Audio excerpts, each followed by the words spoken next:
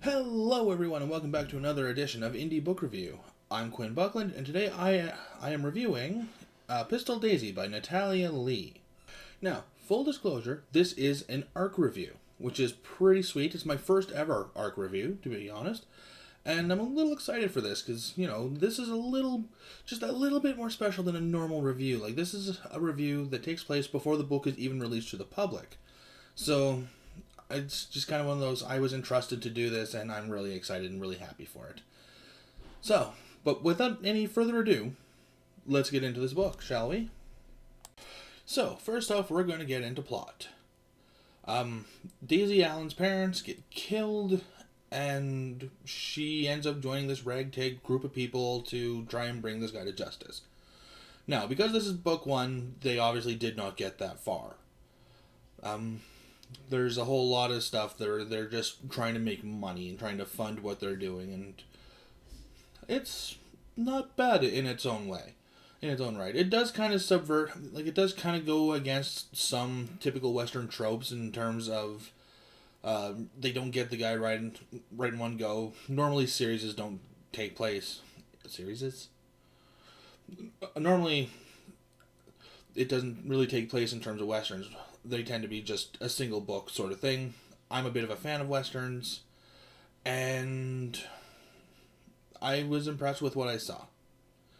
There were some basic Western tropes in there. The person's family gets murdered, joining the ragtag group of people. Like, that's a pretty standard Western trope.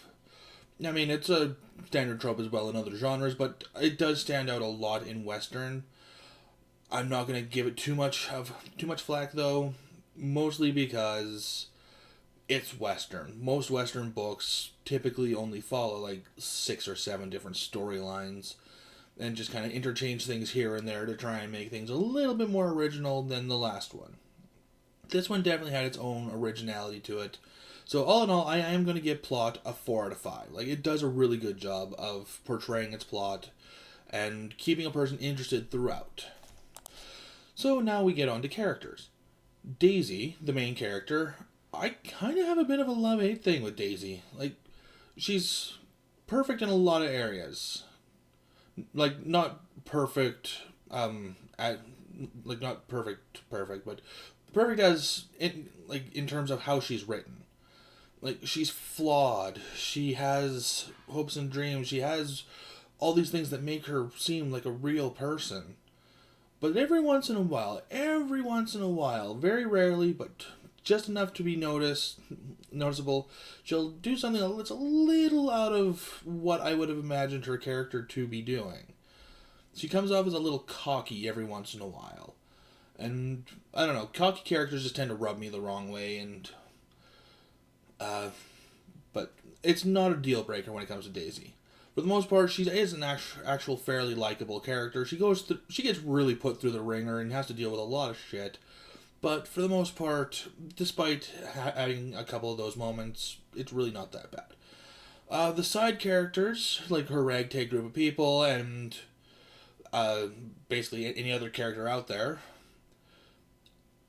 they're good. They're fine. It's book one. She's not gonna give everything away all at the same time, all in the first book. Like that, it would. I mean, for one, that would just not be a good idea because then where's the mystery of the characters? But there's a lot more to what these characters are that makes me interested and makes me want to know more about them. But I would have liked to have been given a little bit more than what I got.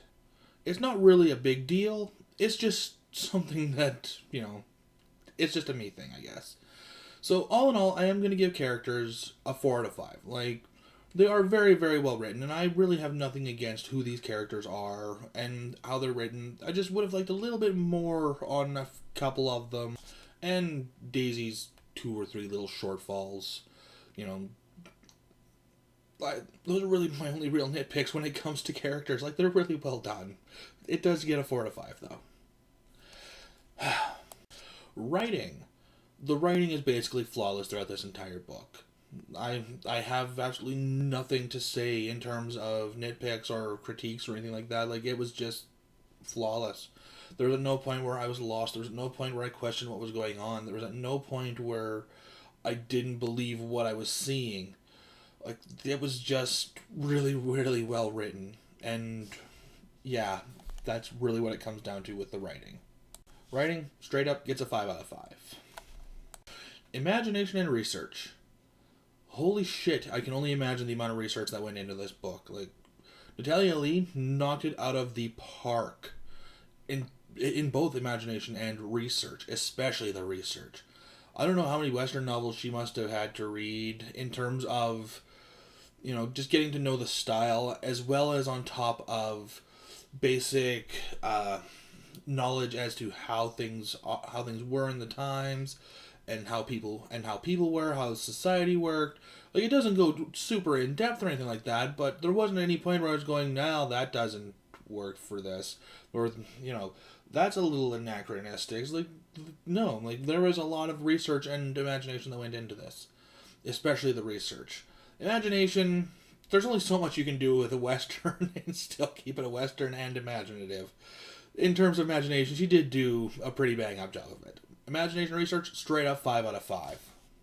And now the ending. This one, I was really torn as to how I wanted to perceive this one. It's, how do I put this?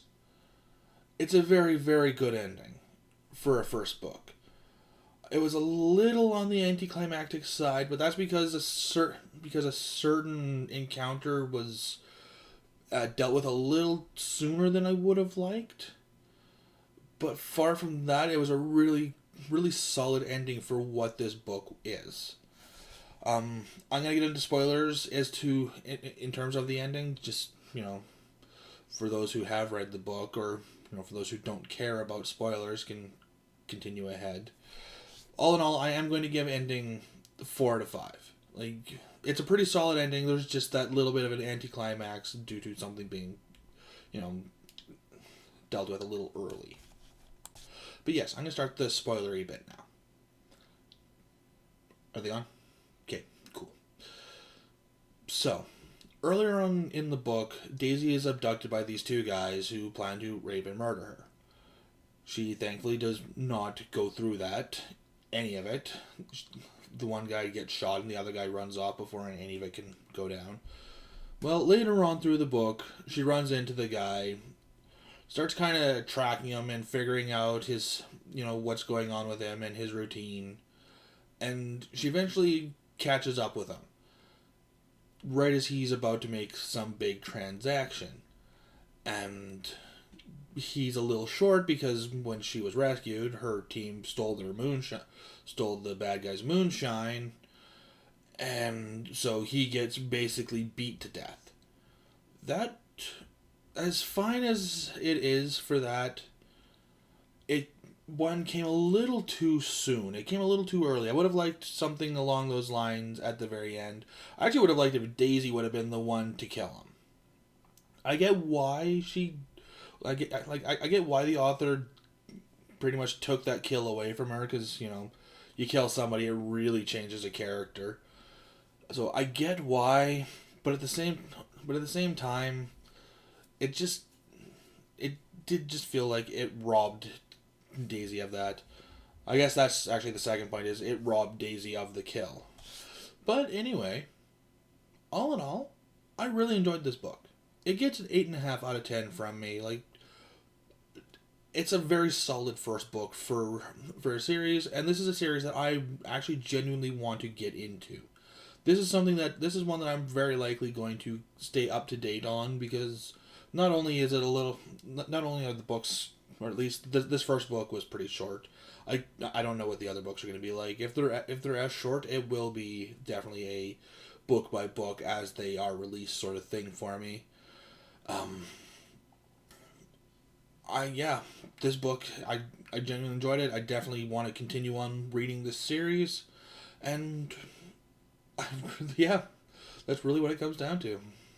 I enjoyed it. But that's all I got for you guys today. Have a good one.